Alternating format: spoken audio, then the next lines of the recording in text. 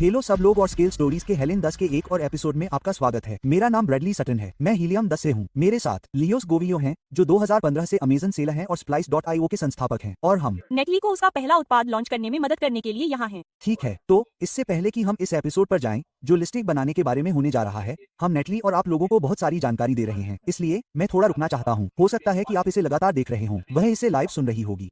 तो आगे बढ़ने से पहले मैं अब तक हमने जो कुछ भी देखा है उसकी एक संक्षिप्त समीक्षा करना चाहता हूं। ठीक है, हमारे पहले एपिसोड या मॉड्यूल में से एक पर वापस जाते हुए हम अंतर करने के विभिन्न तरीकों के बारे में बात कर रहे थे, और यह अमेजन पर महत्वपूर्ण है क्योंकि आप जानते हैं अमेजन पर यह सिर्फ एक कुकी कटर वाली दुनिया नहीं है। तो क्या आपको याद है कि लियो और हम किस तरह से आपके उत्पाद को अनोखा बनाने के लिए विचार कर रहे थे? तो मुझे पता है कि लियो ने पैकेजिंग का जिक्र किया था और बताया था कि आजकल बहुत से विक्रेता सिर्फ काले रंग का इस्तेमाल करते हैं और यह वास्तव में हमारे प्रचार के उद्देश्य के साथ मेल नहीं खाता, जो कि उपचार और ऐसी ही अन्य चीजें हैं। तो यह अलग था। पैकेजिंग को लेकर मुझे लगता है कि हमने यह पक्का कर लिया है कि हम और रंग इस्तेमाल करना चाहते हैं और उस पहलू को और बेहतर बनाना चाहते हैं।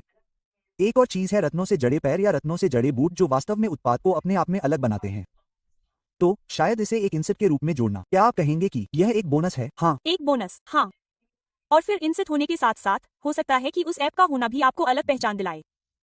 ठीक है, तो फिर से यह हर एक उत्पाद के लिए एक जैसा नहीं होता है, लेकिन उम्मीद है कि आप समझ गए होंगे कि आपको किस तरह की सोच या किन चीजों के बारे में सोचने की जरूरत है। हमारी तरह दूसरी वेबसाइट देखें। हम एचसी पर देख रहे थे जहां हमें उन रत्न फीड के बारे में आइडिया आया और हमने देखा कि दूसरे प्रतिस्पर्धी क्या कर रहे हैं, वे क्या नहीं कर रहे हैं, समीक्षाएं क्या कह रही हैं। ये सभी ऐसी चीजें हैं जो हर जगह हैं, लेकिन आपको अलग अलग चीजें मिलेंगी। जैसा कि हमने पहले कहा, शायद आपको अपने हर उत्पाद के लिए एक ऐप बनाने की जरूरत नहीं है, लेकिन यह एक ऐसी चीज है जिसके बारे में आप सोच सकते हैं कि आप कैसे मूल्य जोड़ सकते हैं। ठीक है, अगला एपिसोड जो हमने किया वह सोर्सिंग के बारे में था, क्योंकि एक बार जब आपके पास उत्पाद होता है और आप जानते हैं कि आप उसे कैसे अलग करने जा रहे हैं, तो हमने सोर्सिंग के बारे में बात की। तो वहाँ की मुख्य वेबसाइट याद है जो शायद आपके और वहाँ मौजूद लगभग सभी लोगों के लिए अच्छी हो? अलीबाबा। अलीबाबा, ठीक है। क्या आपको वह याद है? क्या वह केवल चीन से है? वहाँ से आने वाली फैक्ट्रियाँ? अब नहीं। अच्छा, वह ध्यान दे रही थी। और साथ ही क्या आपको वे कुछ फिल्टर याद हैं जिनका मैंने इस्तेमाल किया था? अरे, अलीबाबा में 2 शब्दों वाली एक चीज है जो आपको और विक्रेताओं को फैक्ट्री से पहली बार ऑर्डर करते समय मानसिक शांति देती है। क्या आपको याद है कि वह क्या है? मुझे याद नहीं है, लेकिन कृपया मुझे याद दिलाएं। व्यापार आश्वासन। हाँ, ठीक है। तो व्यापार आश्वासन, तो क्या आपको याद है कि यह किससे काम करता है? जैसे इसका क्या मतलब है? जैसे यह आपको मानसिक शांति क्यों देता है? सिर्फ इसलिए क्योंकि वो इस शब्द में आश्वासन है। तो अब मैं आश्वस्त हूँ। मुझे लगता है कि अगर मुझे सही याद है तो यह आपके पैसे को एस्क्रो में रखता है, जैसा कि आपने पहले कहा था। इसलिए अगर आपका उत्पाद आपको मिलता है और वह विनिर्देशों के अनुसार नहीं है, तो आपको वास्तव में आपके पैसे वापस मिलते हैं। हाँ। क्या आपको कुछ याद है जो लियो ने कहा था कि उत्पाद के उत्पादन के बाद, लेकिन उसे भेजने से पहले आपको यह करना बहुत जरूरी है? निरीक्षण। यह क्यों जरूरी है? क्या आपको याद है? क्योंकि अगर आपका सामान स्पेसिफिकेशन के हिसाब से नहीं है, अगर वो उस क्वालिटी का नहीं है जो आपने शुरू में ऑर्डर किया था, तो आपको उसके लिए पैसे देने पड़ेंगे और अपना सामान फिर से मंगवाना पड़ेगा, जिससे आखिर में आपको ज्यादा पैसे खर्च करने पड़ेंगे। बेहतर होगा कि आप उसे शिप करने से पहले ही ठीक करवा लें। जैसे आप क्या करेंगे, आप जानते हैं, अगर मैं यहाँ वॉलमार्ट से कुछ खरीदता हूँ और वो खराब है तो मैं बस अपने वॉलमार्ट जाकर उसे वापस कर दूंगा। हाँ, आप चीन, भारत, पाकिस्तान से खरीद रहे हैं तो आपके पास भेजे जाने वाले सामान के पहले थोड़े मुश्किल होते हैं, इसलिए निरीक्षण के दौरान इसे याद रखें। बिल्कुल, उन लोगों के लिए शिपिंग के लिए जिनके पास आपके जैसा कोई वेयरहाउस नहीं है। आप अपने उत्पादों को फैक्ट्री से कहां भेज सकते हैं? क्या आपको याद है? अमेजन को। अमेजन को। इसलिए याद रखें, आपके पास अपना खुद का वेयरहाउस होना जरूरी नहीं है। अगर आपके पास अपना खुद का वेयरहाउस है तो मेरे घर में मेरा खुद का वेयरहाउस है, इसलिए मैंने अपना घर खरीदा है। इसके पीछे 2000 फीट का एक विशाल गोदाम था। मुझे लगा, हे भगवान, ये यहाँ व्यापार चलाने के लिए एकदम सही है। लेकिन 98% लोगों के पास शायद मेरे जैसा अपना गोदाम नहीं होगा। इसके बारे में चिंता न करें, नेटली की तरह अपने उत्पाद को अमेजन पर भेजें। अब हमने आपको टिकटॉक शॉप पर साइन अप करने की प्रक्रिया से गुजारा और उसने कहा, अरे, इसमें 3 दिन लग सकते हैं, लेकिन आपको कैमरे के बाहर एक ईमेल मिल चुका है ना? उसने क्या कहा? मेरा मतलब है, तो हम फिल्मांकन से यहाँ कार्यालय से निकले और हम होटल गए, और जब मैं अपने कमरे में गया, मैंने अपने 2 बैग रखे, अपने फोन को देखा, तो उसने कहा, आपको टिकटॉक शॉप के लिए मंजूरी दे दी गई है। बस इतना ही। यह आसान था। हाँ। और वास्तव में मेरे लिए एक दिलचस्प बात नहीं थी। मुझे नहीं पता कि आपके बारे में क्या है। पिछली बार जब आपने साइन अप किया था तो मुझे वास्तव में दस्तावेज जमा करने थे। हमने कुछ भी जमा नहीं किया था। उन्होंने केवल नंबर मांगा था। तो उनके पास कुछ नया होना चाहिए जहां वे सरकार या सरकारी डेटाबेस या कुछ और से जुड़े हों। मुझे लगता है कि अब उनके पास एक अभी कनेक्शन है। आप भाग्यशाली हैं। मेरे पास एक खाता है जो अभी भी लंबित है और मैंने टिकटॉक पर लोगों को संदेश भेजने की कोशिश की और आज सुबह आखिरकार अमेरिका से किसी ने कहा, हाँ, हम आपके लिए इस पर विचार कर रहे हैं, और उन्होंने चीन में अपने प्रबंधक को बताया। तो लेकिन 3 हफ्ते हो गए हैं। तो आपके लिए एक दिन, यह बहुत बढ़िया है। इसे पसंद करें। ठीक है, हमने अभी कीवर्ड रिसर्च के बारे में एक एपिसोड किया था, बहुत महत्वपूर्ण। तो सबसे पहले, क्या आपको याद है कि कीवर्ड रिसर्च क्यों महत्वपूर्ण है? यह इतना महत्वपूर्ण क्यों है? जैसे किसे परवाह है? कीवर्ड क्या है? क्या मैं बस एक लिस्टिंग बना सकता हूँ? आप जानते हैं, बस मेरे दिमाग में जो आया। अच्छा, आप पहले पेज पर दिखना चाहते हैं, है ना? उन कीवर्ड को आपके उत्पाद और उपयोग के मामलों के साथ संरेखित करना वास्तव में महत्वपूर्ण है। और वे कीवर्ड क्या हैं? जैसे कीवर्ड का खरीदारों और संभावित ग्राहकों से क्या संबंध है? वे या तो कुछ ऐसा हो सकता है जिसे वे सीधे खोज रहे हैं, या फिर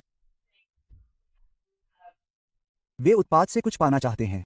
हाँ, तो लोग यही खोज रहे हैं। तो मेरा मतलब है कि यह आपका खरीदार है। तो जैसे हमें Amazon एल्गोरिथम के लिए ऑप्टिमाइज करने की जरूरत है, जरूर, लेकिन दिन के अंत में यकीनन ग्राहक के लिए ऑप्टिमाइज करना ज्यादा जरूरी है।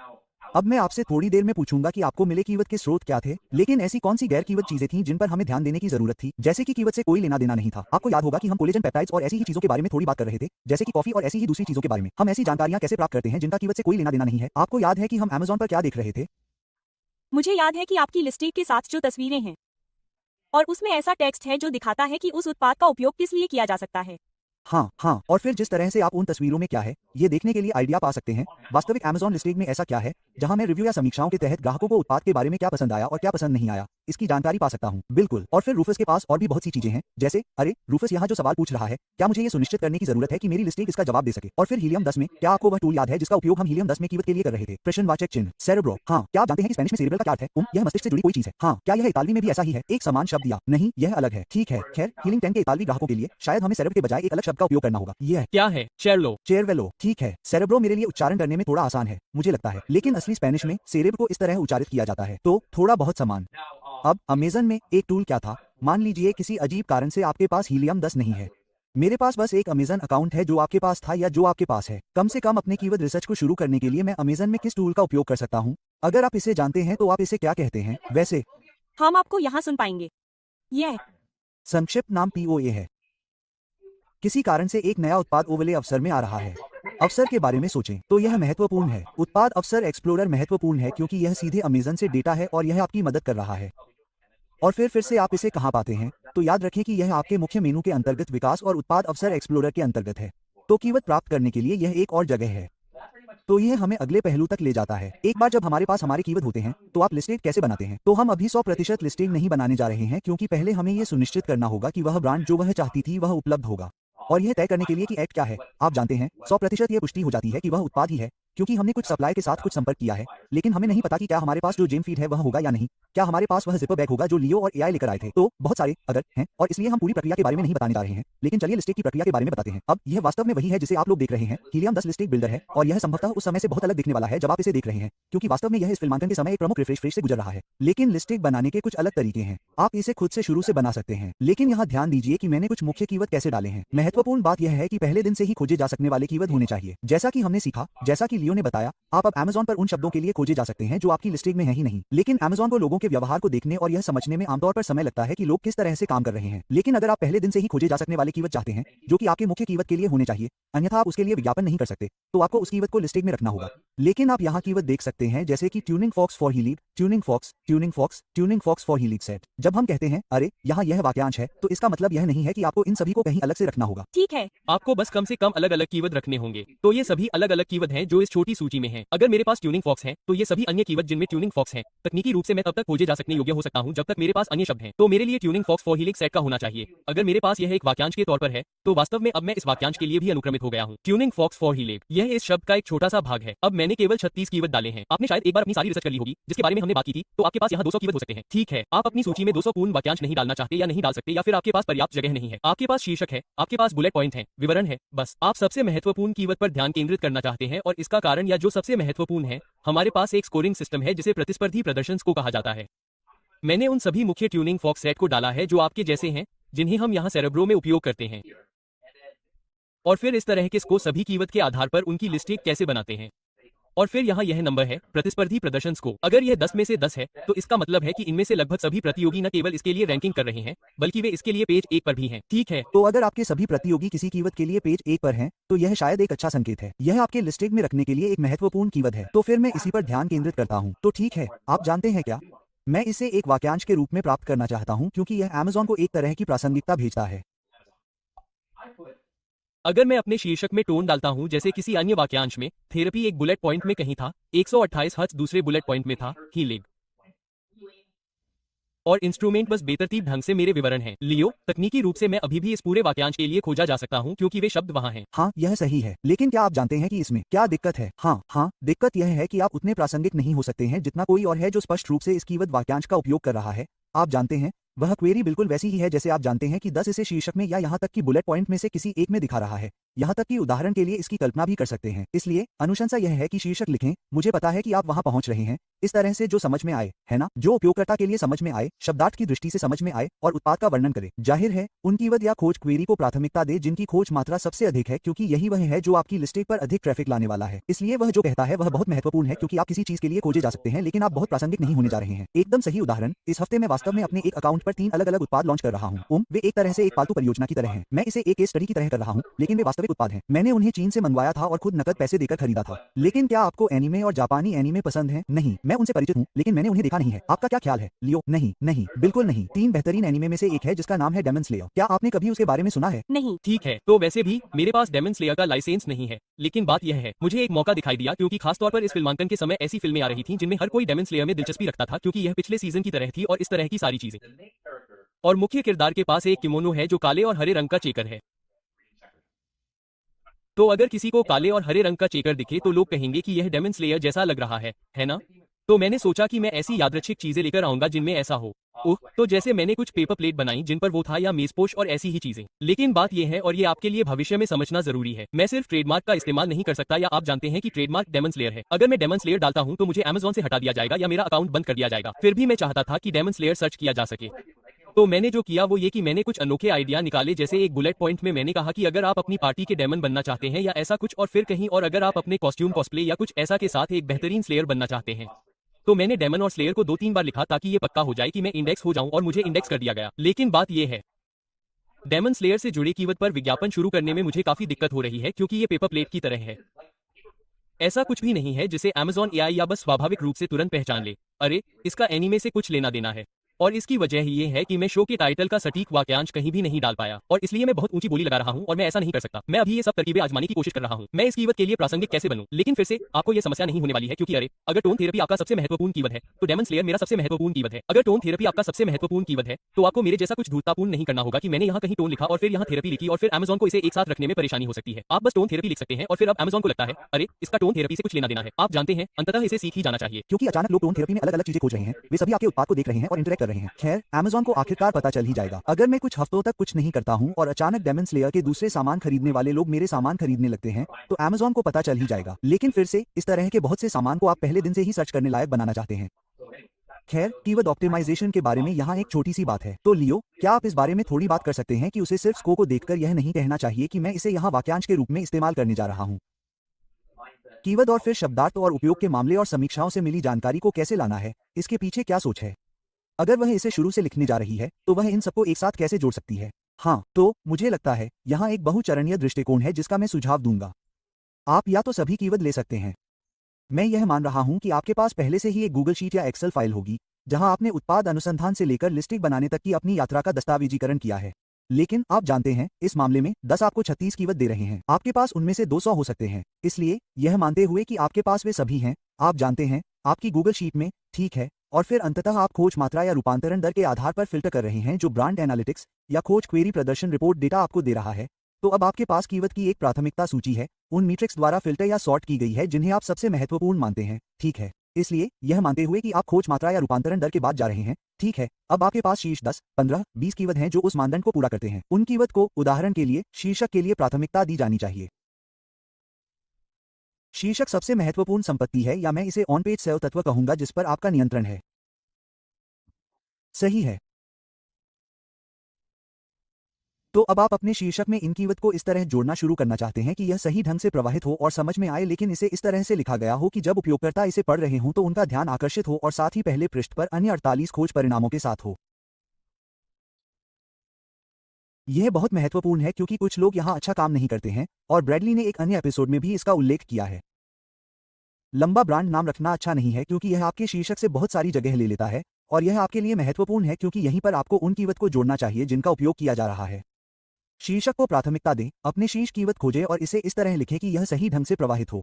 आप कीवर्ड को दोहराना नहीं चाहेंगे। आज अमेज़न हमें बताता है कि आप केवल 200 वर्णों तक का उपयोग कर सकते हैं, ठीक है। तो अब आप अपने टाइटल में कीवर्ड्स की भरमार नहीं कर सकते। और यहाँ आपका लक्ष्य ये बताना है कि आपका प्रोडक्ट क्या है, यह क्या करता है, और इसकी कुछ विशेषताएं क्या हैं। उदाहरण के लिए, आपके केस में ऐसा लगता है कि ग्राहक ये जानना चाहते हैं कि आपके ट्यूनिंग फोक्स में किस तरह की फ्रीक्वेंसी है या आपके पैकेज में कौन से ट्यूनिंग फोक्स शामिल हैं। और फिर अगर आप कुछ एक्सेसरीज या बोनस या ऐसी ही कोई चीज जोड़ सकते हैं तो यह आपके टाइटल पर आपके CTA या कॉल टू एक्शन को थोड़ा और मजबूत बनाता है, तो लोगों को क्लिक करने और इसके बारे में और जानने के लिए आमंत्रित करता है। इसके बाद बुलेट पॉइंट आते हैं। हम बुलेट पॉइंट लिखते थे, यह बाइबल की तरह होता था, बहुत सारा कंटेंट होता था, हर बुलेट पॉइंट बहुत लंबा होता था। मैं ये कहता हूं कि जब बहुत सारी जानकारी पढ़ने या उसका इस्तेमाल करने की बात आती है तो हम आमतौर पर आलसी हो जाते हैं।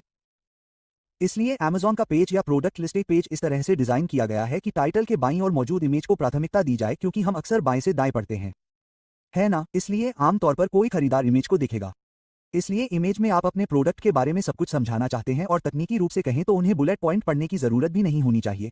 अगर आप बहुत विस्तृत जानकारी रखते हैं तो इन्फोग्राफिक्स और इमेज में दी गई हर चीज पढ़ें, लेकिन बुलेट पॉइंट में आप ये बताने जा रहे हैं कि आपका प्रोडक्ट क्या है, यह क्या करता है, और यहीं पर आप दूसरे कीवर्ड जोड़ते हैं जिन्हें आप अपने टाइटल में नहीं डाल पाए थे।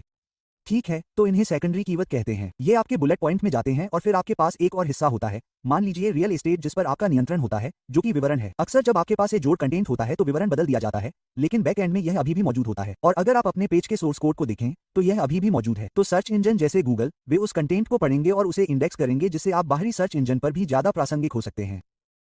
और आज आई के साथ, IGBT और परप्लेक्सिटी के साथ, वह जानकारी आपके Amazon सर्च रिजल्ट पेज या प्रोडक्ट लिस्टिंग पेज से भी निकाली जा रही है और शायद उन जेनरेटिव सर्च इंजन में से कुछ मेंशन की जा रही है। इसलिए यह बहुत जरूरी है कि आप डिटेल में भी बताएं। और इसलिए यहाँ डिस्क्रिप्शन में आप जाहिर तौर पर ज्यादा जानकारी देते हैं, उदाहरण के लिए इस प्रोडक्ट के इस्तेमाल, उसके फायदे, उसका इस्तेमाल कैसे किया जा सकता है, और यहीं पर आप बाकी बचे कीवर्ड को जोड़ते हैं जो अभी भी उस लिस्ट में हैं जिन्हें आप अपने टाइटल या बुलेट पॉइंट में नहीं डाल पाए हैं। और आखिरी हिस्सा बैकएंड में सर्च टर्म है। यहां आप बाकी बचे कीवर्ड डालते हैं जो आपके प्रोडक्ट से प्रासंगिक हैं, या जैसा कि ब्रैडली ने कहा, कुछ कीवर्ड जिन्हें आप ट्रेडमार्क की वजह से इस्तेमाल नहीं कर सकते, लेकिन आप उन्हें वहां डालने के तरीके खोज सकते हैं। शायद यह एक और तरह का हैक है जिससे आप अपनी लिस्टिंग को सस्पेंड किए बिना इंडेक्स हो सकते हैं।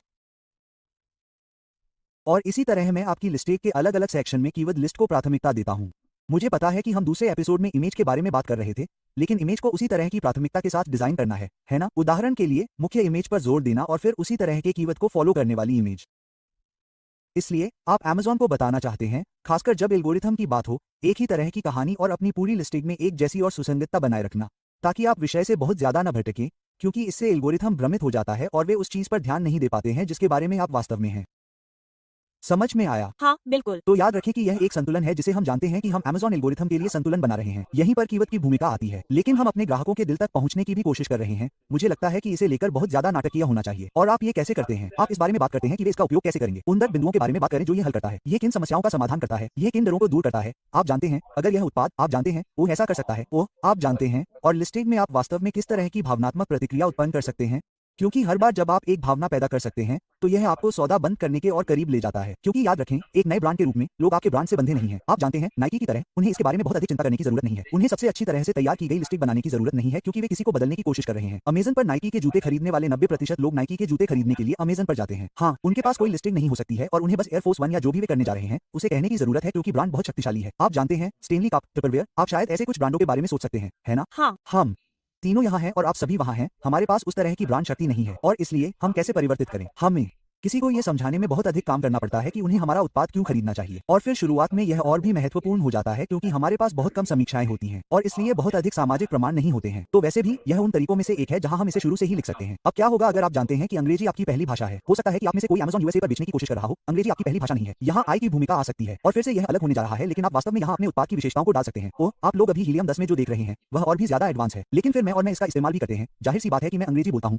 लेकिन कभी कभी मैं आई से अपना पहला ड्राफ्ट लिखवाता हूं, क्योंकि कभी कभी मुझे राइटर ब्लॉक हो जाता है। तो मैं जो करूंगा वह ये कि मैं सभी विशेषताओं और नॉन कीवर्ड्स को डालूंगा, और यह क्या कर रहा है, ये सभी कीवर्ड और सभी तरह की पूरक जानकारी और शोध को लेगा जो मैंने पाया, और फिर मैं कह सकता हूं, आप जानते हैं, मैं चाहता हूं कि यह मजेदार हो। मुझे नहीं लगता कि हमें ट्यूनिंग फॉक्स को मजेदार बनाना चाहिए। मैंने अपने कॉफिन शेल्फ के लिए ऐसा किया था, है ना? लेकिन आपके लिए यह प्रेरक या सहानुभूतिपूर्ण हो सकता है, आप जानते हैं, या प्रेरणादायक, आप जानते हैं, ताकि आप एक अलग लहजा रख सकें। और फिर मैं 100% वास्तविक AI का उपयोग नहीं करता। हाँ, लेकिन यह मुझे आमतौर पर उस दिशा में ले जाता है जहां मैं कभी नहीं जाता, जैसे ओह, मुझे ये पसंद है कि मैंने ये कैसे किया, और फिर मैं शायद यहाँ वहां कुछ बदलाव करूंगा। लेकिन यह यह एक और काम है जो आप लोग कर सकते हैं। अगर आपको लिखने में दिक्कत हो रही है या आप शुरू से शुरुआत नहीं करना चाहते हैं तो आई से पहला ड्राफ्ट लिखवाएं। इससे आपको कम से कम एक आइडिया तो मिल जाएगा। आप देख सकते हैं कि यह कीवर्ड का इस्तेमाल कैसे करता है और फिर हो सकता है कि आप इसे थोड़ा बदलना चाहें। यह तब खास तौर पर काम आता है जब अंग्रेजी आपकी पहली भाषा नहीं है, या मान लीजिए कि आप इटली में लियो के परिवार को बेचना चाहते हैं तो आप Amazon इटली से जुड़ने जा रहे हैं। हम इतालवी नहीं बोलते हैं, हम यहाँ सभी कीवर्ड इतालवी में रख सकते हैं क्योंकि आप Amazon इटली के लिए इतालवी कीवर्ड खोजने के लिए हीलियम 10 का इस्तेमाल कर सकते हैं। हो सकता है कि मुझे पता न हो कि उन इतालवी कीवर्ड का क्या मतलब है। ये ठीक है, मुझे पता है कि यह एक महत्वपूर्ण कीवर्ड है, लेकिन फिर मैं अपने बाकी सभी विवरण अंग्रेजी या अपनी भाषा में लिख सकता हूँ और फिर यह लिस्टिंग को एकदम सही इतालवी में लिखेगा। ठीक है, मैं लियो को यह तय करने दूंगा कि यह एकदम सही इतालवी है या नहीं, लेकिन आमतौर पर आई काफी अच्छा होता है। यह गूगल ट्रांसलेट जैसा नहीं है और इसलिए यह अन्य मार्केटप्लेस तक विस्तार करने का एक शानदार तरीका है। और मुझे पता है कि हम पहले केवल अमेरिका के बारे में बात कर रहे हैं,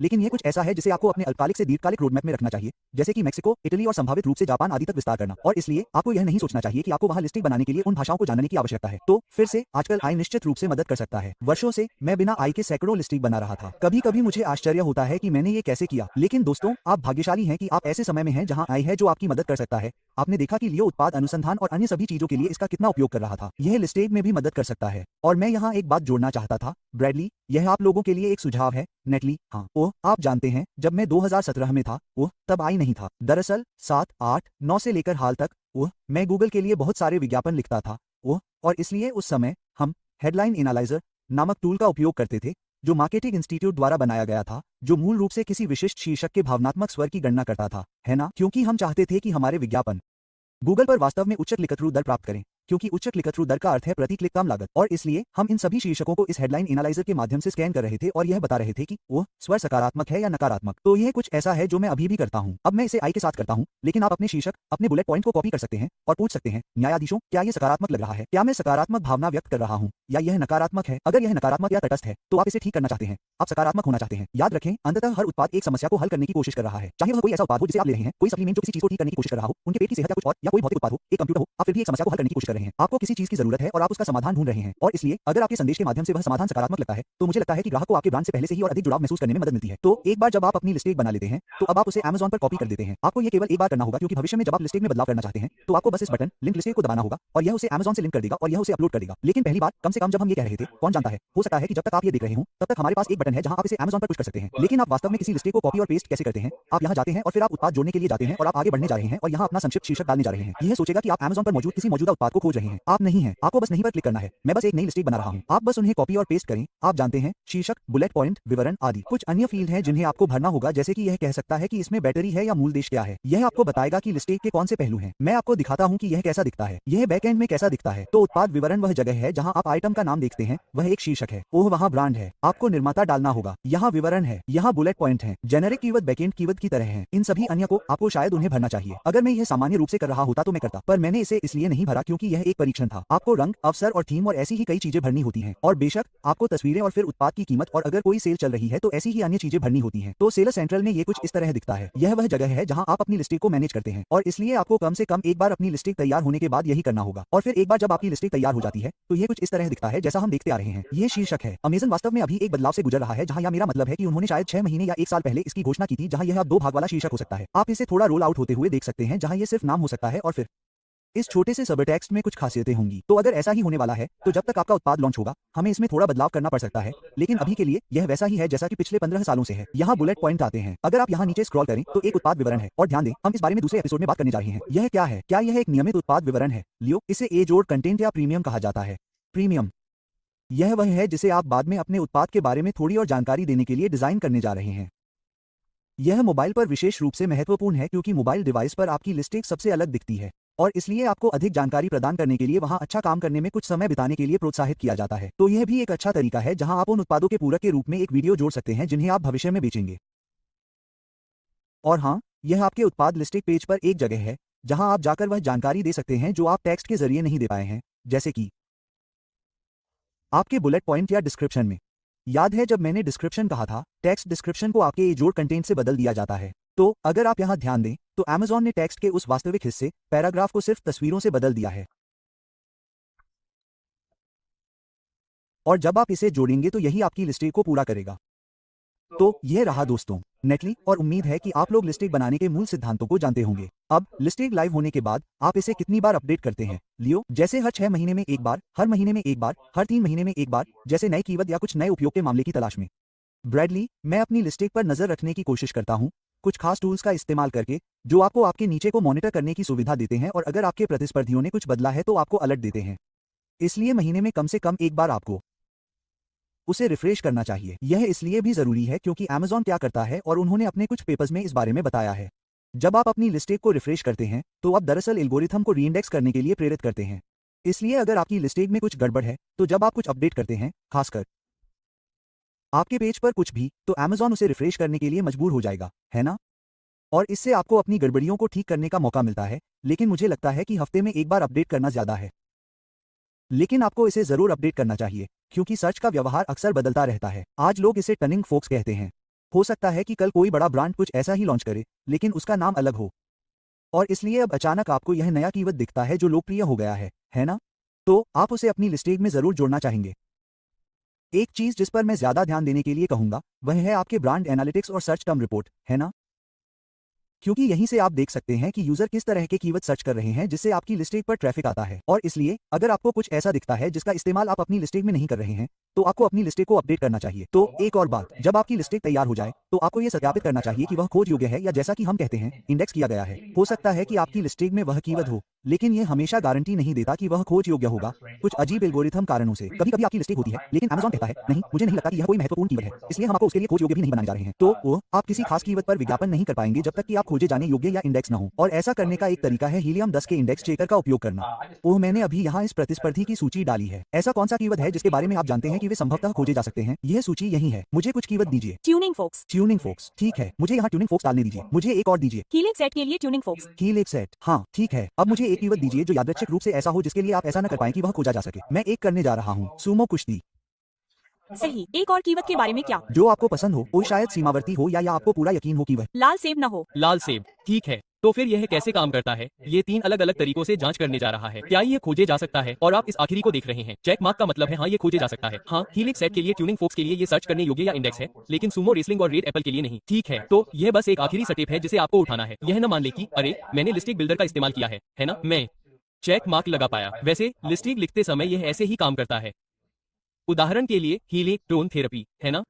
अगर कोई वाक्यांश है जिसका मैं इस्तेमाल करता हूं तो ये यहाँ एक चेक मार्क लगा देता है। तो ये किसी तरह से मदद करता है। मैंने इस कीवर्ड का इस्तेमाल पहले ही एक बार किया है। जैसे शायद आप इसे फिर से इस्तेमाल करना चाहें, शायद आप ना चाहें, लेकिन इस पर एक चेक मार्क है। और फिर मेरे पास हीलिंग है, मेरे पास थेरेपी है, मेरे पास टोन है। ये वो कीवर्ड हो गए। तो शायद आप सोच रहे होंगे मेरे यहाँ हर एक कीवर्ड पर एक चेक मार्क है, लेकिन कभी कभी जैसा मैंने कहा यह वास्तव में सर्च करने योग्य नहीं हो सकता है। और फिर अब आपको यह पता लगाना होगा कि अगर ऐसा नहीं है तो आप क्या करेंगे। ठीक है, शायद आपको यह पसंद करना होगा। ठीक है, क्या मैंने अपनी लिस्टिंग में इसे जिस तरह से लिखा है वह वास्तव में Amazon को यह नहीं बताता है कि मैं प्रासंगिक हूँ। शायद मुझे इसे एक वाक्यांश में बनाने की आवश्यकता है। शायद मुझे लिस्टिंग के एक अलग हिस्से में दूसरे स्थान पर एक शब्द जोड़ने की आवश्यकता है। ऐसी कई चीजें हैं जो आप कर सकते हैं, लेकिन पूरी तरह से लॉन्च करने और जाने के लिए तैयार होने से ठीक पहले बस ये सुनिश्चित करें कि आप इसके लिए खोज योग्य हैं। लेकिन जैसा कि आप देख सकते हैं, लिस्टिंग के कई अन्य पहलू हैं जिनके बारे में हमने अभी तक बात नहीं की है, जैसे कि यह जोड़ सामग्री जिसके बारे में उन्होंने अभी बात की, चित्र, वीडियो है। तो अगले एपिसोड में हम क्रिएटिव के बारे में गहराई से बात करके अपनी लिस्टिंग को पूरा करने जा रहे हैं। हम आपसे वहां मिलेंगे। वहां मिलते हैं।